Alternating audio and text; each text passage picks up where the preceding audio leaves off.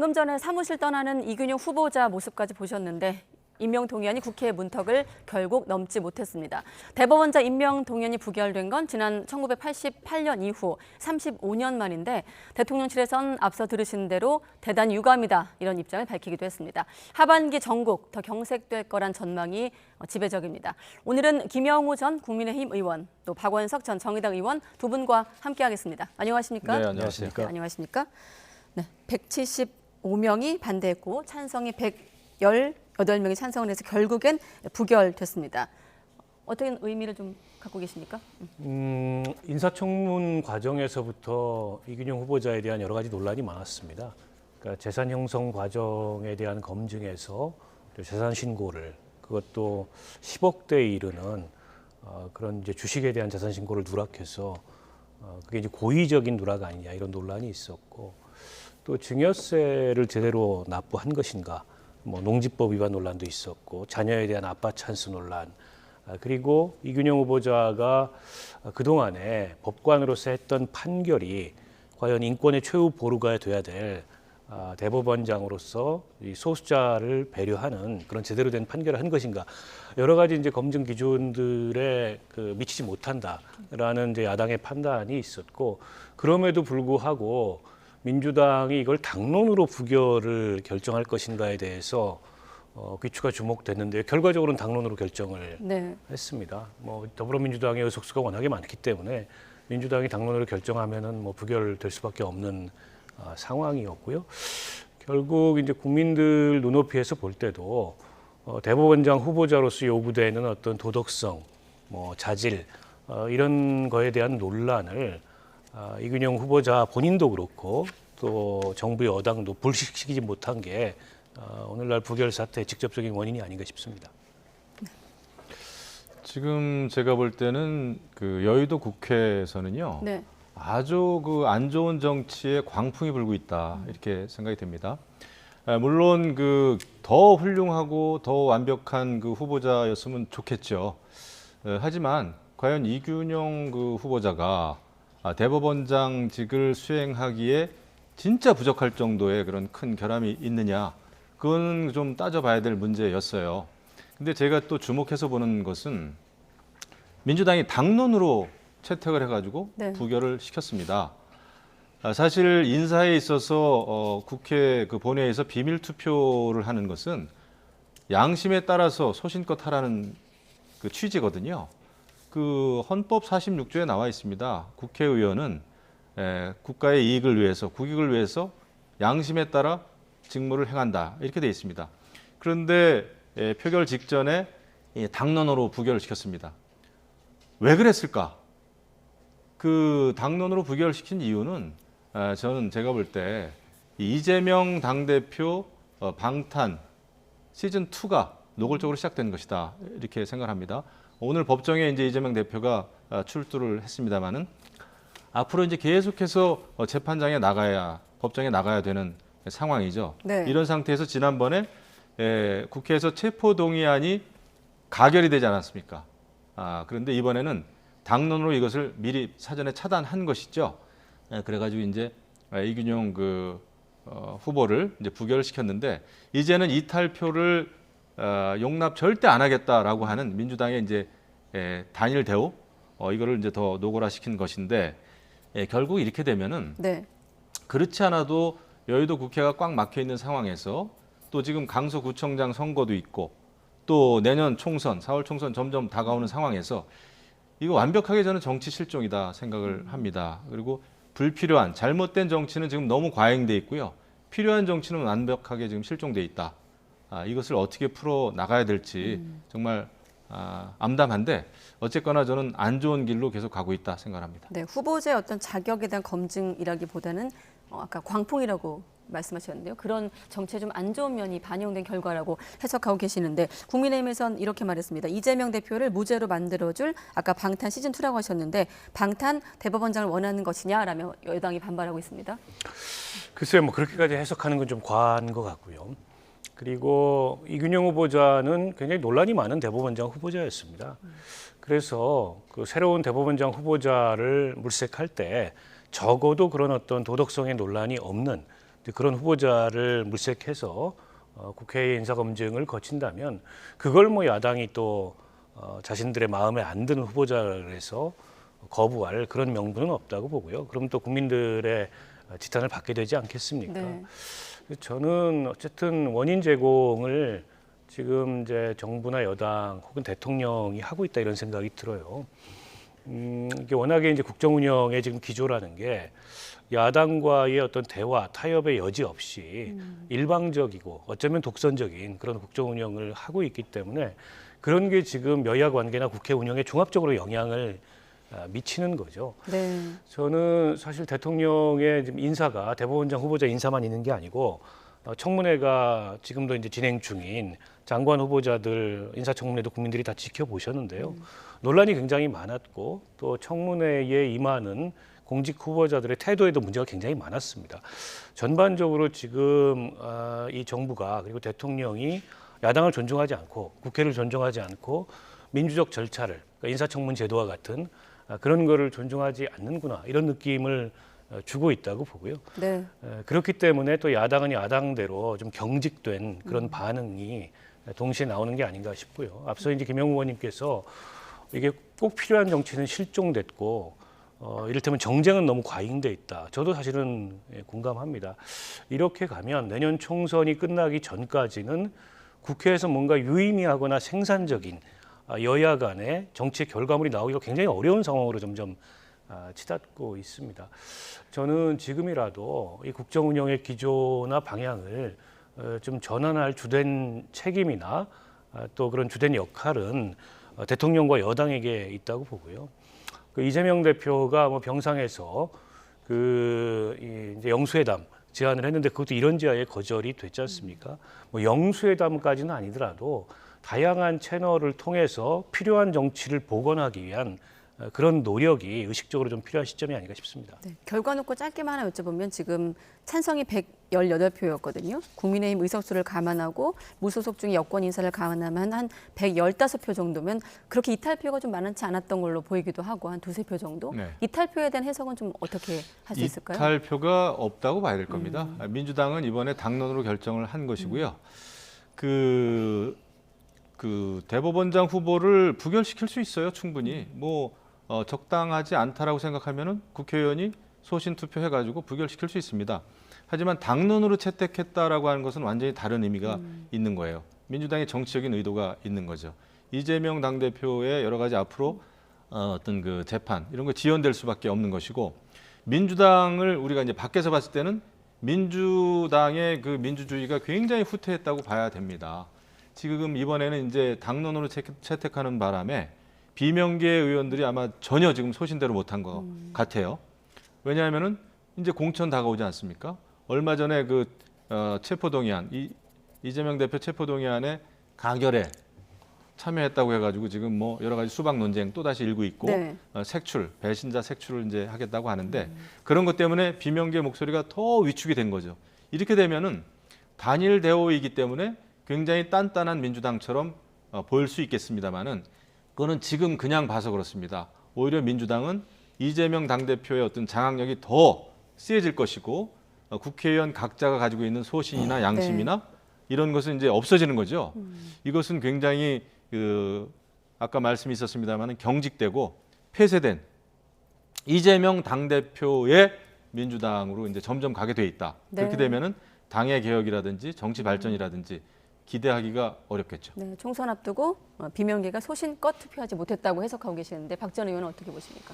근데 조금 다른 것 같습니다. 이를테면은 이재명 대표의 체포 동의안에 대한 표결의 성격하고 이번에 이균영 후보자에 대한 그 인준 투표하고는 민주당 내부의 여론이나 의원들의 의견도 조금 달랐던 것 같고요. 거의 이견이 없었던 것 같아요. 당론 채택에 대해서. 네. 이제 일부 이견이 있었던 것은 오히려 이제 당론 채택을 하면 당론 그 부결을 채택하게 되면 명분을 여당한테 주는 거 아니냐 정치 공세의 명분을 이제 이런 정도의 반대 의견만 있었고 저분이 부적합하다라는 데 있어서는 이견이 없었던 것 같고요.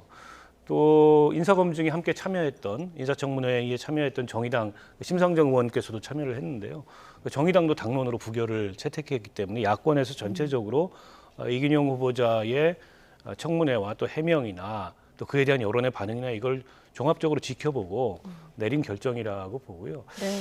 한동안 이제 공백이 불가피하게 됐습니다. 네. 10월 10일부터 지금 국정감사에 들어가면 10월 말까지는 국감 기간이기 때문에 국회가 뭐 청문회를 하거나 이러기가 어려워요. 그러나 이제 11월 들어서 더 이제 장기간 이게 사법부 공백 사태를 초래하는 건 바람직하지 않기 때문에 그 사이에 적임자를 정부에서는 물색을 하고 11월에 늦지 않게 어쨌든 다시 인사검증 절차를 거쳐가지고 빠른 시일 내에 정상화되기를 바랍니다. 그래서 그리고 아주 대통령실도 예. 유감이라고 입장을 그렇죠. 내기도 했습니다. 예. 아주 짧게만 지금 덧붙이자면은 지금 이제 이재명 당대표의 그 사법 리스크도 크고 또 돈봉투 사건과 관련된 그 민주당 의원들이 굉장히 많습니다. 그래서 실질적으로 지금 그 김명수 대법원장 체제가 계속 지속되는 게 민주당 의원들이 봤을 때는 유리하다고 판단했을 거예요. 아마 그런 실질적인 것도 작용하지 않았나 이런 생각을 합니다. 그렇기 때문에 다른 때 같으면은 이렇게 이런 것을 당론으로 채택한다, 당론으로 해달라 했을 때 다른 목소리들이 이제 의총에서 분출했어야 되거든요. 근데 이번에 거의 조용했습니다. 그래서 제가 볼 때는 그런 정치적인 의도가 굉장히 작동하지 않았는가 이렇게 생각이 됩니다. 네, 알겠습니다. 어제 국회도 무척이나 시끌시끌했습니다. 특히나 김행 장관 후보자에 대한 인사청문회가 열렸는데 청문회 도중 퇴장하는 초유의 사태가 발생을 했고 아직 그림이 준비 안 됐으니까 화면이 준비되면 잠시 뒤에 보기로 하고 어떻습니까? 김행 후보자가 자리를 떠날만 했습니까? 그래도 자리를 지켜야 됐습니까? 네, 이게 공직 후보자가 국회 인사검증을 받으면서 그 청문회장을 떠날 만한 상황이라는 것은 없다고 생각합니다. 정말 사상 초유의 일이 벌어졌고요. 네. 또 어제 파행이 되게 된 직접적 계기는 위원장이 좀 불공정하게 상임위를 운영한다라는 이제 여당 의원들의 항의였는데요. 통상 이렇게 그 여야 간의 이견으로 파행 상황이 오더라도 공직 후보자는 그 자리에 앉아서 자리를 지키는 게 기본적인 자세고 도리입니다. 그런데 여당 의원들과 함께 그 이석을 하고 그래서 차수 변경을 해서 청문회가 오늘까지 속행이 됐는데 네. 아예 지금 연락 두절 상태에 있거든요. 그래서 세간에서는 뭐 36개 주랭랑이 아니고 36개 김행랑이다라는 그런 어떤 우스갯소리까지 나올 정도로 이게 굉장히 어처구니 없는 상황이 됐는데요. 저는 파행의 원인 제공도 상당히 김행 후보자가 했다고 봅니다. 왜냐하면 그동안에 언론에 검증 보도나 언론에 질문이 있을 때마다 예. 청문회에서 소상이 밝힐 거고 자료도 다 그때 공개하겠다 얘기했는데 사실 자료 낸 거를 보니까는 뭐 회사의 재무제표라든지 주식 변동 내역이라든지 이런 거를 일부를 가공해가지고 냈고 있는 그대로 원 자료를 낸 것도 아니고 본인이 이제 공직에 그 참여했던 2013년부터 기업 경영에 다시 돌아오기 전까지 2019년까지의 자료는 아예 내질 않았어요. 그리고 자녀의 주식 취득에도 여러 가지 의혹들이 있는데 그것도 전혀 자료를 제출하지 않으면서 고발해라. 이런 식의 반응을 보였기 때문에 위원장이 그럴 거면은 사퇴해라. 이렇게 이제 반응이 나왔던 거였거든요. 근데 전체적으로 김행 후보자는 애초부터 이 국회의 검증을 회피하기 위한 그런 의도가 뚜렷했던 것 같고요. 제가 이번 그 김행 후보자의 인사검증 전 과정을 보면서 가장 문제 삼아야 된다고 생각하는 대목이 네.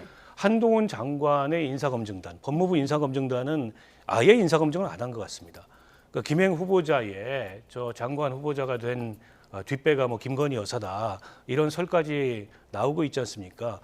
그렇게 뒷배가 든든해서인지 뭐 원인이 뭔지는 모르겠지만 주식 변동 내역 같은 거는 기본적인 어쨌든 재산상의 검증 사항이거든요. 네. 그리고 검사들의 시각에서 보면 김행 후보자 정도의 백지 신탁을 우회하는 그런 주식 파킹이나 이런 거는 그 자체로서 내사나 수사의 대상이 될 만한 사안입니다. 근데 이걸 그냥 내버려 두고 그에 대해서 지금까지 그 어떤 인사 검증에 대한 변명조차 하지 않는 것은 사실상 김행 후보자는 언터처블 아니었냐, 인사 검증 대상이 아니었던 게 아니었냐 이런 의혹마저 저는 듭니다. 법무부 장관 그 법무부 직속에 고위직 인사검증단이 있는 부분을 말씀하신 건데 김 전 의원께서는 다른 방송에서 그래도 김행 후보자가 돌아와야 한다고 말씀하셨던데 끝내 모습을 나타내지 않았거든요. 네. 그러니까 인사청문회를 보면서 여러 가지가 문제가 있다 저는 느꼈어요. 당연히 인사청문회를 진행하는 그 권인숙 그 청문위원장은 그 회의가 원활하게 또 공평하게 진행될 수 있도록 해야 됩니다. 네. 그런데 거의 뭐 시작 단계에서부터 내가 정한 원칙이다 이런 얘기를 막 하면서 근데 그 위원장이 마음대로 원칙을 정하는 건 아니거든요. 위원장이 할 수 있는 것은 발언권의 길이라든지 여러 가지 아니면 반론권을 준다든지 뭐 이런 거지 그 원칙을 정할 수가 없습니다. 그리고 후보한테 사퇴하라는 얘기를 청문회가 진행되는 중에 회의 도중에 한다는 것은 저는 굉장히 잘못된 일이다 생각을 합니다. 그래서 그 부분에 대해서는 위원장이 분명히 그 사과의 표시가 저는 있어야 된다 네. 생각을 하고 또 하나는 김행 후보자도 자리를 떠서는 안 되는 거죠. 이것이 여당 의원도 아니고 인사청문 위원들은 간혹 밖으로 나가는 경우도 있고 해요. 또 이제 속개도 되고. 네. 하지만은 후보기 때문에 후보의 신분에서는 그런 것은 여당 의원들하고 행동을 같이 할 일이 아니다. 왜냐하면 인사청문회 법이라든지 또 국회법이라든지 이런 거에 있어서도 정상적으로 진행돼야 될 그런 그 책임이 있는 것이죠. 그래서 제가 볼 때는 여당이든 야당이든 위원장이든 전부 다 이해하기 힘든 일들을 어제 한꺼번에 했다. 그래서 아까 제가 광란의 어떤 그런 그 광풍이 불고 있다 이런 생각이 드는데 네. 이거 빨리 속개가 되는 게 맞고요. 인사청문회 과정 아무리 문제가 많은 현존하는 인사청문회 제도라고 할지라도 법에 정해져 있는 거 아닙니까? 그 절차는 밟는 것이 맞다 이렇게 생각합니다. 위원장의 후보자에 대한 사퇴 요구도 이례적이고 또 이 자리를 이탈해버린 후보자의 어떤 태도도 문제가 있다는 저는 부분에 과거에 생각조차 못한 일들이 어제 한꺼번에 벌어져가지고 예. 저는 굉장히 놀랐어요. 네. 김 전 의원께서 논란 장면 다시 한번 준비되면 화면으로 한번 확인하고 또 두 분 의견으로 이어가겠습니다. 나중에 돈이 필요하면 다시 사주겠다라고 구두 약속을 받았다는 거 이건 공모의 정황입니다. 아닙니다. 그거 아니고요. 저는 지금 생각해도 그 방법뿐이 없었다고 생각해요. 정말입니다. 지금 야당에서 김건희 여사와의 친분으로 여성가족부 장관 후보자가 되셨다는 지금 질의도 하시고 또 민주당의 대변인 논평까지 나왔습니다. 이게 정말입니까? 그 언론과 정당과 정치권에서 거의 40년을 활동을 했는데 제가 어떻게 여사가 저를 픽업을 해서 이 자리에 갖다 놨다고.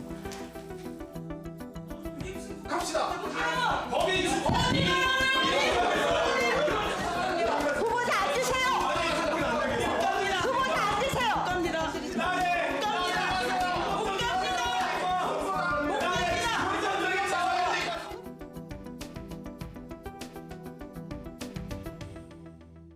방금 전에 못 갑니다. 그 장면은 YTN 오늘자 돌발 영상으로 다시 한번 또 확인하실 수가 있는데 아무튼 주식 파킹 의혹, 또 김건희 여사의 친분 관련 의혹, 또 성범죄 보도 방식 관련 여러 가지 의혹이 있었는데 어떤 해명이 좀 가장 아쉬웠나요? 박 전 의원 보시기에. 아무래도 이제 주식 그 파킹 관련된 논란이 전혀 지금 해명이 안 되고 있습니다.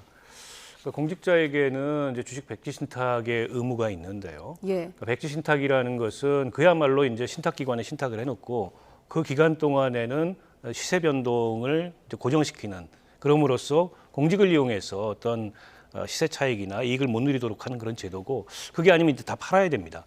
근데 김행 후보자는 팔기는 팔았는데 그걸 특수관계인한테 판 거죠. 그래서 이거는 사실상 나중에 되찾기 위해서 주식을 잠시 파킹해 놓은 거 아니냐라는 의혹을 받게 되는 거고요. 예. 이런 의혹을 해명하려면 실제 얼마에 팔았고 얼마에 되샀고 이런 과정들이 다 이게 그 규명이 돼야 되는데 그런 자료를 일체 제공을 안 하고 있습니다. 그리고 어제도 총매장에 나와서 그거는 기업의 영업비밀이다, 뭐 개인정보다, 이런 식의 변명으로만 일관하고 사실상 국회의 검증을 받지 않겠다는 그런 태도를 취했는데요.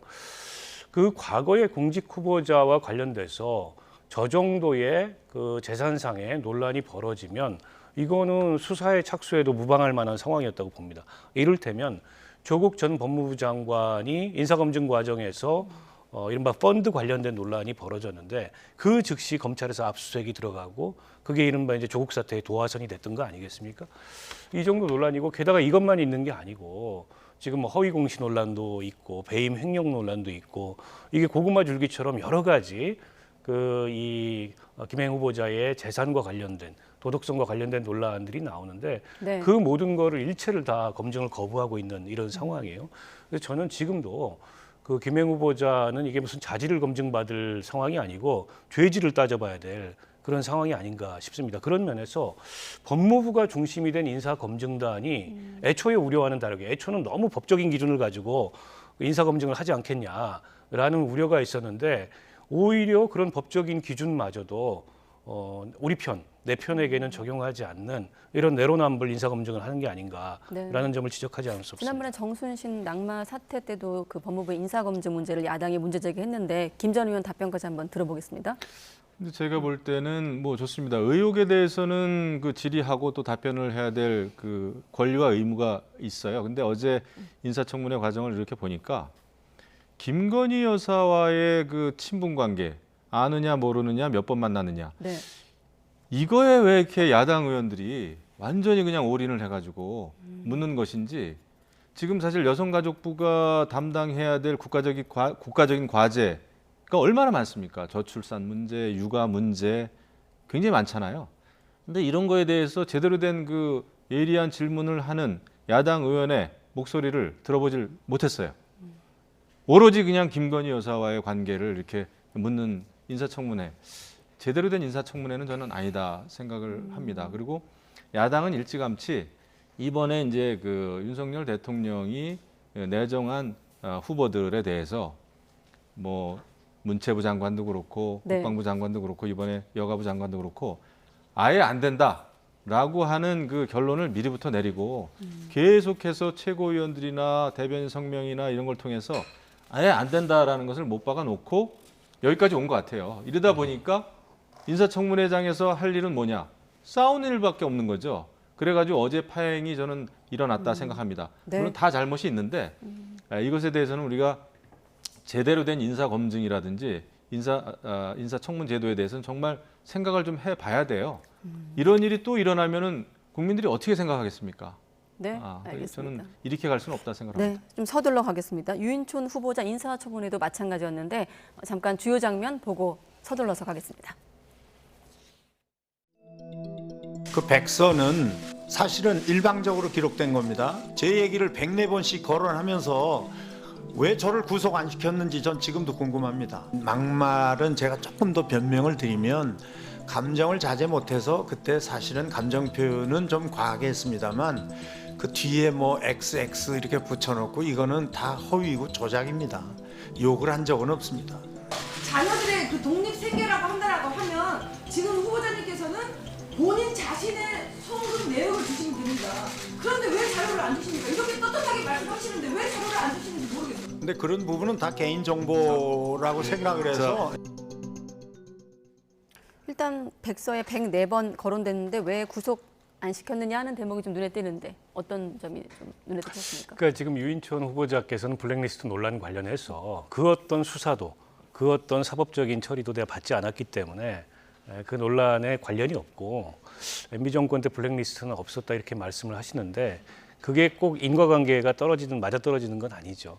그러니까 사실 국정원 그 민간인 사찰에 대한 수사 과정에서 실제 MB 정부 때 문화예술인들을 상대로 1년에 어쨌든 뭐 사찰과 같은 그런 작업이 있었던 건 사실이고 그걸 문화부 장관이 직보했다는 정황까지도 있고 네. 또 국정원 직원들의 진술도 있어요. 논란이 있는 것만은 분명하죠.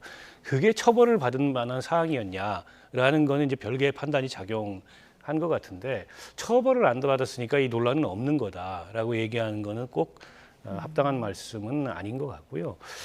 그러니까 지금 이게 다시 이제 저 논란이 재현되는 이유는 현 정부 들어서 얼마 전에 이제 이동관 방통위원장 후보자도 마찬가지 케이스입니다. 네. 그것도 국정원 민간인 사찰 과정에서 언론사들을 상대로 특히 공영방송을 상대로 그 청와대 대변인 시절, 홍보수석 시절에 그런 압력을 넣었다. 이 논란에 이은 2탄이거든요.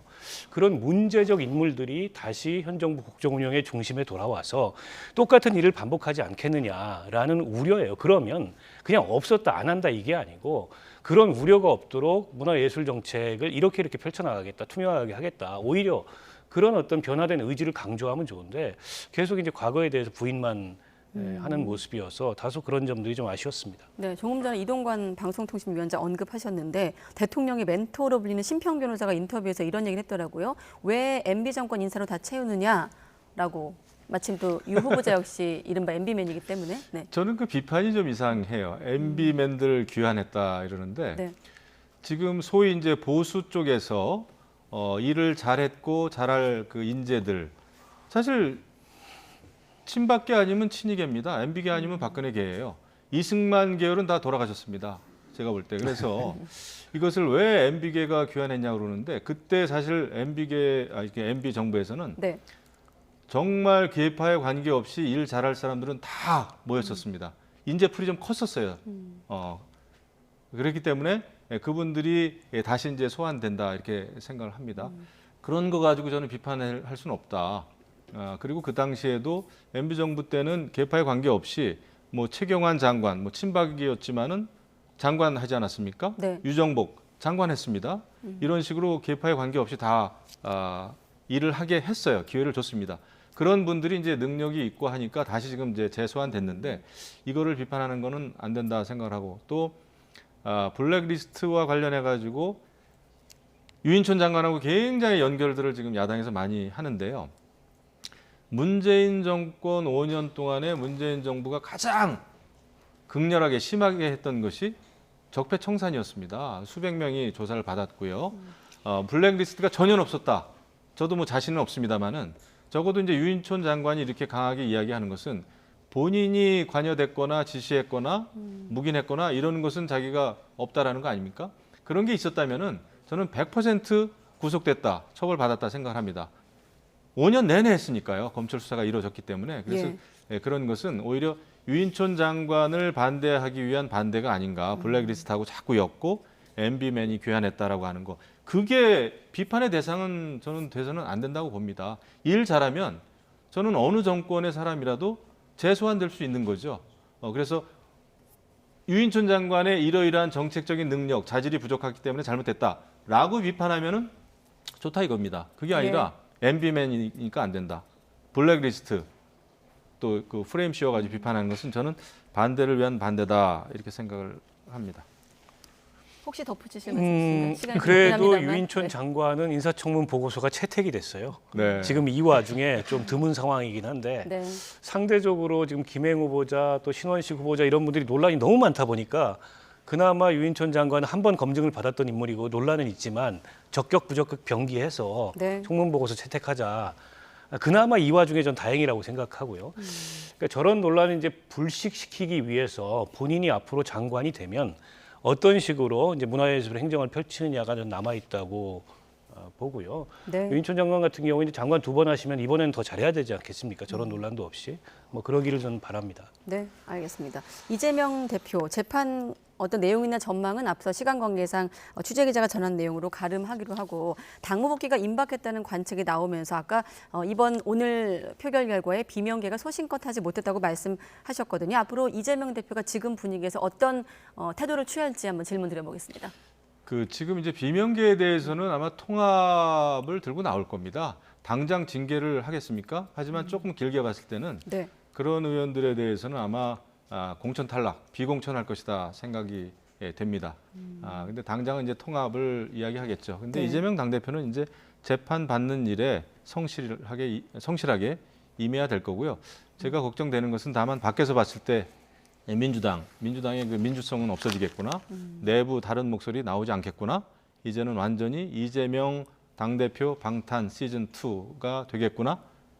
따라서 여야가 더 심하게 격돌을 하겠구나. 이런 걱정이 됩니다. 네, 수박 당도감별 웹사이트가 등장했다 뭐 이런 기사도 있던데 앞으로 어떻게 전망하십니까? 그러니까 이재명 대표가 직접적인 의사 표현을 하는 것과 관계없이 민주당 내부 분위기가 뭐랄까요? 좀 사당화랄까요? 그런 게 너무 급격하게 진행이 되고 있고 네. 강경 지지층들이나 또 그에 반응하는 이른바 친명계 의원들이 너무나 강경한 태도를 취하고 있기 때문에 내년 총선까지 가기도 전에 당내 여러 가지 파열음들이 나오지 않겠나 이렇게 예상을 하고요. 이재명 대표가 정말 진정성 있게 당의 통합과 그 힘을 바탕으로 한 내년 총선 돌파를 생각한다면 그런 강성 지지층들의 목소리, 일부 친명계 의원들의 좀 지나친 반응이나 이런 것들을 오히려 자제시키고 그런 걸 경고하는 그런 목소리를 내야 되는데 또 그렇지는 않으신 것 같아요. 때문에 겉으로 화합을 얘기하더라도 네. 그게 과연 진짜 내심에 그런 그 진정성이 실린 화합일까 이런 점에 대해서 계속 의심을 받는 거 아니겠습니까? 네. 앞으로 이재명 대표가 당무에 복귀했을 때 어떤 일성을 내실지 좀 지켜봐야 될 것 같습니다. 그리고 진행형이기 때문에 강서구청장 보선 사전투표도 짧게 여쭤볼 텐데 어떤 이번 선거의 의미는 여러 번 좀 짚었기 때문에 이준석 전 대표의 좀 표현을 고리로 한번 질문 드려보겠습니다. 이번 선거 관련해서 윤 대통령이 주도하는 선거 잘 되면 무한 영광을 가져갈 것이다 이렇게 규정을 했거든요. 어떤 발언일까요? 잘 되면 당도 좋고 대통령도 좋은 거죠. 근데 이제 그 결과는 까봐야 아는 거고요. 지금 워낙 과열돼 가지고 이게 미니 총선이 돼 버렸습니다. 네. 그래서 결과에 따라서 민주당도 마찬가지고 우리 국민의힘도 마찬가지고 결과에 따라서 어떤 그 술렁일 거예요. 결과가 안 좋았을 경우에. 네. 하지만 크게 봤을 때는 결국은 지금 뭐 대통령이나 아니면은 이재명 당대표도 그렇고 어떤 그 장악력이 굉장히 강하지 않습니까? 자당에 대해서. 네. 그래서 그런 그 술렁임이나 이런 것이 찻잔 속의 태풍으로 가지 않을까 이런 생각은 듭니다. 어쨌거나 강서구청장 선거인데 제가 아쉽게 생각하는 것은 민주당의 진교훈 후보가 어떤 지금 목소리를 내고 있는 건지 어떤 말을 하고 싶은 건지 정권 심판론이라면 뭘 심판하고 싶은 건지 또 김태우 후보도 마찬가지입니다. 다시 이제 복귀해가지고 구청장이 되겠다고 하는데 네. 그 양쪽 후보의 목소리가 안 들린다는 것은 저는 굉장히 잘못된 일이다 생각을 합니다. 이게 너무 과열됐기 때문에 예. 구청장 뽑는 선거 아닙니까? 그러면 강서구 발전 방안이 궁금하지 않겠어요? 근데 그런 게 잘 안 보여요. 알겠습니다. 네, 선거가 지나치게 과열됐다는 점에는 공감을 하고요. 그만큼 이제 후유증이 클 겁니다. 지는 쪽 같은 경우에. 근데 아까 이준석 대표 얘기를 보면 잘 되면 대통령이 무한 영광을 가져갈 텐데 잘못되면 대통령이 그에 대해서 생각을 해볼지는 의문이에요. 제가 보기에 잘못되면 그건 당 책임이다. 이렇게 갈 것 같아서 김기현 대표 입장에서는 마지막까지 이 선거를 이렇게 김태우 후보를 다시 공천해서 치르는 거에 흔쾌하지 않았는데 결국 용산이나 대통령의 의중 때문에 무리스러운 공천을 하고 지금 무리스럽게 명분 없는 선거를 끌고 가고 있는데요. 네. 그렇다 보니까는 과연 지지층들이 결집을 할까? 야당은 지금 결집할 만한 여러 가지 동기들이 있습니다. 그런데 여당 지지층들이 이렇게 명분이 없는 선거에 투표장에 나가서 결집을 할까? 이게 이제 결집해야 이기는 선거거든요. 투표율이 네. 낮기 때문에. 그런 면에서 객관적으로 여당이 좀 어려운 선거를 치르고 있는 것 같습니다. 예, 알겠습니다. 아까 투표율이 변수라고 했는데 4시 기준으로 6.55%거든요. 오늘 어떻게 마감될지 내일까지 한번 결과를 지켜보겠습니다. 네, 김영호 전 의원, 박원석 전 의원 두 분과 함께했습니다. 고맙습니다. 고맙습니다. 감사합니다.